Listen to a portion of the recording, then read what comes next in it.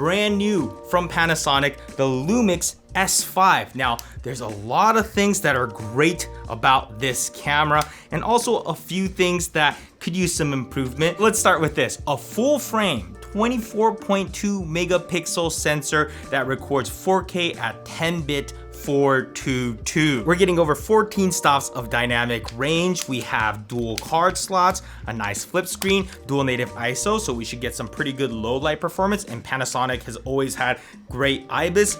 All of this for under $2,000. What? I would say the biggest catch has probably got to be that the autofocus on here isn't the best. Now, it's still usable in some cases, but if you need perfect autofocus, I would probably look elsewhere. Now, one way to look at it is that it's kind of the smaller budget S1H. Carries over a lot of what its bigger brothers have to offer, but it's also more compact than the GH5. So let's go ahead, take this out for a little spin, and we'll come back and look at the footage. Here we go. Mr. Nagata, I don't think this is a good idea. I think it'd be okay. Business casual Mondays, am I right?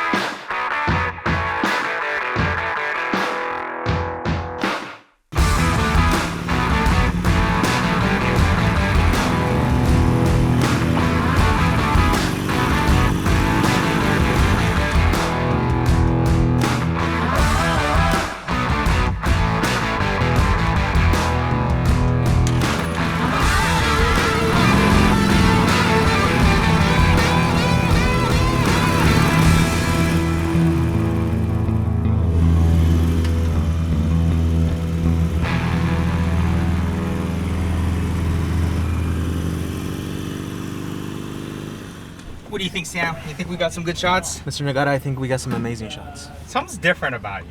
I can't quite put my finger on it, but I don't know, you just seem different today. So overall, I would say the image quality coming out of this camera, it's pretty solid. It's nice and sharp, there's good dynamic range, it's flexible, the camera itself is powerful, no reliability issues. Now, me being a first-time Panasonic shooter, I was definitely impressed with the IBIS. If you compare it to no image stabilization, you can see that it helps reduce a lot of that jittery movement. And on top of that, we can go ahead and add in some digital stabilization, which helps, and that digital stabilization is done with information from a gyro. They all work together from your lens to your IBIS to the digital to kind of combine all that data and try to give you the smoothest image. And whatever they do, it works pretty dang good. And then there's Boost IS, which isn't really designed for too much movement. So you can kind of see that at points it's smooth, but then there's like a jerk and then it smooths out again and then it jerks again. But if you're just standing stationary and trying to get a nice tripod looking shot, you can. My hands aren't that stable, but I was able to give it that floaty feel, almost like it's on a gimbal or something right there. And I am loving the sharpness of the image. I mean, even if you're not looking at it in 4K, you can tell that it's really nice and crisp. Now, while I was shooting some of this low light footage, one of the things that really spooked me was that in the shadows there, it looked like there was so much grain on the LCD. But luckily, as soon as you hit record, all that noise just disappeared. So your end result is gonna be nice and crisp. I mean, look at some of these shots, how much detail there is in the ocean. It's super sharp. It's definitely a quality video camera. Now in Vlog, the dual native ISO is at 640 and 4000. So when I go up on ISO, it automatically switches over to the better low light circuit. And check this out, it's looking pretty clean right here at 4000 ISO. We'll keep pushing it, we'll go up to 8000, still looks nice and sharp, plenty of detail in there still. Now we're at 12,800, typically the highest I'll ever go. Definitely seeing some noise, but it's not bad. So if you're in the middle of nowhere with no lighting, you can still get that shot. And even though there is grain in the shot, it's not terrible. I'm definitely not hating the way the grain looks on this camera. And to really push it, 25,600 ISO. You rarely have to actually get it all the way up to that level. So you can definitely use this camera to get amazing images even in low light, but I wouldn't personally use it for vlogging because the autofocus just isn't 100% there. Autofocus, come on buddy, you can do this. I believe in you. Oh, that focus, come back focus. Oh, son of a bitch. I would say depending on your lighting and lens, there are times where it is decent. I did shoot a few vlogs on my second channel with this camera and immediately people were like, what's wrong with the autofocus? Now keep in mind that this is still a prototype unit and there's probably more firmwares to come which may improve that, but I still don't see it being as good as a Canon or Sony. So for vlogs, I feel like autofocus is one of the most important priorities. So because of that, I wouldn't vlog on this, but I don't really think of this as a vlog camera. I think of this as a really powerful camera. Again, the autofocus, it's usable in some cases. So here's a few shots that I use this camera for on the vlog. And I did really treat this camera like a point and shoot. I had it on shutter priority, so I locked in the shutter speed. I rely completely on the auto exposure, the auto focus, and there was definitely a few shots where the focus was missed, but you know, in general, they did come out looking fairly sharp. It just isn't super consistent. But when the focus does hit, the image quality outstanding, even in unideal lighting because of that dynamic range. So right now they're standing in the shadow on a bright sunny day and I was still able to easily bring up those shadows so there's still enough detail in their faces and parts of the motorcycle. Another downside is that you're not gonna get a ton of high frame rate options out of this camera. Here are some shots in 60p and there is a pretty significant crop in just to go past 30. So again, 24 and 30 frames per second in 10-bit 4K is its sweet spot, but if you go to 60, then you face a crop. Excuse me, Mr. Nagata, can you keep this whole ruckus down? I'm trying to edit in the other room and it's kind of distracting. Nice tie. If you drop into 1080p, you can still get, 120, 150, 180, but you do start to lose quite a few things. For example, you can't shoot 10-bit anymore. You lose autofocus at 120p and you get a slight crop in 180p. And again, these are all HD modes. Now, I did do a few rolling shutter tests and it's really not bad. If you really whip it around, you could definitely see a little bit in there. I think in most cases, you're not gonna have any problems there. Now, on this shot, I was actually pretty impressed with how stable the image actually came out. I had it on boost image stabilization and I was just walking parallel with them and it really came out looking smooth considering that I was walking and just holding it like this. I wouldn't say gimbal like stability, but definitely some of the smoothest shots I've ever gotten out of a small camera just hand holding it like that. So definitely props to Panasonic for their IBIS. Now like I said, this is my first time shooting on a Panasonic camera, but let's go meet up with my buddy who shoots on Panasonic all the time. You are a Panasonic guy. I have been, yeah. This is the GH4. A few years ago, I made the decision to get rid of the filter that goes in front of the sensor that normally blocks ultraviolet light and infrared light, and just have a clear piece of glass put in front there. And so this camera is now sensitive to infrared light or to ultraviolet light. So you can put on a lens, and as long as it passes that kind of light through to the sensor, you can essentially see in the dark with like infrared mode, and you can see ultraviolet. So anyone with a GH4, all you have to do is take a knife, throw it in there, and then it doesn't have to be a GH4, you can do it with basically any camera. Because these sensors, right, these are solid state sensors, silicon chips essentially, and they are sensitive to all sorts of wavelengths. Click right there if you want to see the world in the UV. Yes. So then you went to the GH5. GH5, and I feel like the GH5 is a big step up. Great image quality, I think, great colors, love vlog. And I was amazed at what you're able to do shooting with windows behind you, and normally things would be totally blown out, but with these cameras, you can just get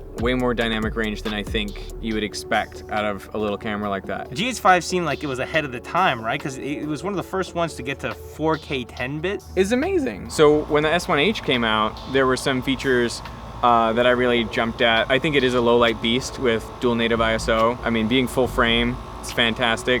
Two big problems with the S1H. Super heavy, very difficult to vlog with. And the other problem is autofocus. They just haven't improved the autofocus in my mind.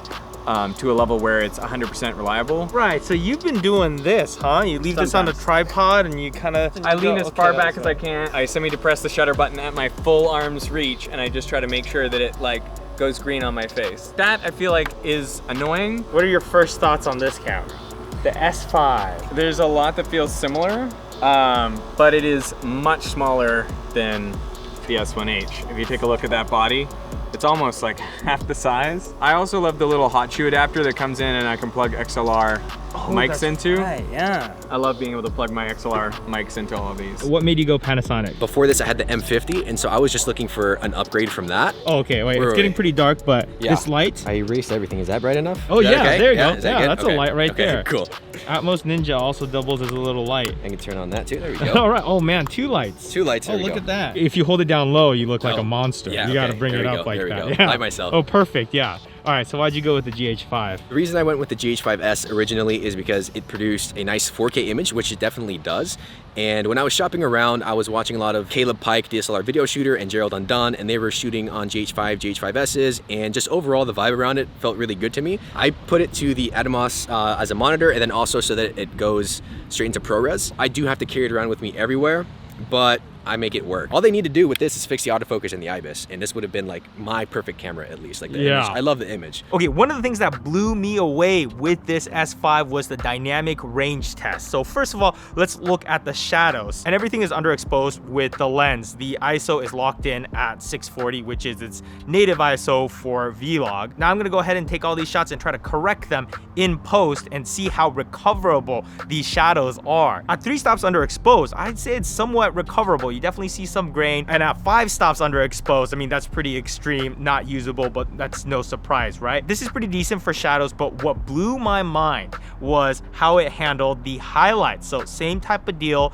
same test, 5 stops overexposed on the right, and we correct everything, and oh my God, everything looks so clean. You almost can't even tell that the shot on the right was corrected. I mean, the dynamic range is that good in the highlights. I mean, there's a lot of professional cinema cameras that can't gather that much detail in the highlights. I also loved how streamlined it was working with the vlog on this camera. Just go to their website, download a batch of LUTs. They also give you a dozen different looks that you can go with. So by shooting vlog, they already supply you with a package of LUTs. I feel like every camera manufacturer should just do that. Looking at the ports up here, we have our headphone jack, our mic jack, and then down here we have our micro HDMI. Wish it was a larger HDMI, but hey, it's an HDMI port, it works. And there's a USB-C cable here, so you can actually charge the camera up while you're shooting. So that's definitely nice. You can keep this camera on for extended periods of time. And again, it takes a lot to overheat this camera, so yeah, it's an option. Now this is an L mount, and they have their alliance with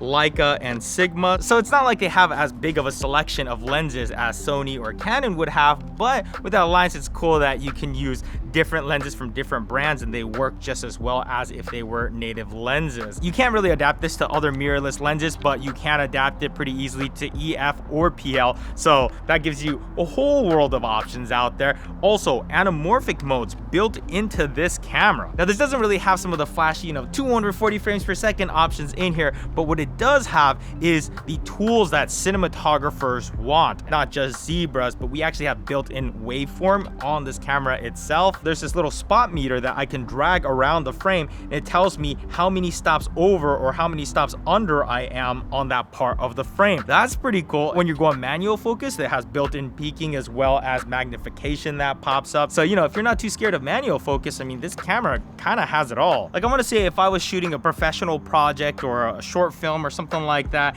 and my budget for the camera was $2,000, I would honestly probably go for this camera. Now, even though this may not be my next vlog camera for YouTube, I am still blown away at how much power and performance we're getting out of this camera for $2,000. Should we wrap this up by reading a few comments from my last video? Oh my God, everybody is still commenting. Entry done. Reason everyone is commenting like that. What the heck? What has my comment section turned into? Entry done. Entry done. Entry. What am I missing? Why does it just all look like that? Oh, finally, here's one that's slightly different. Exit. Just starting.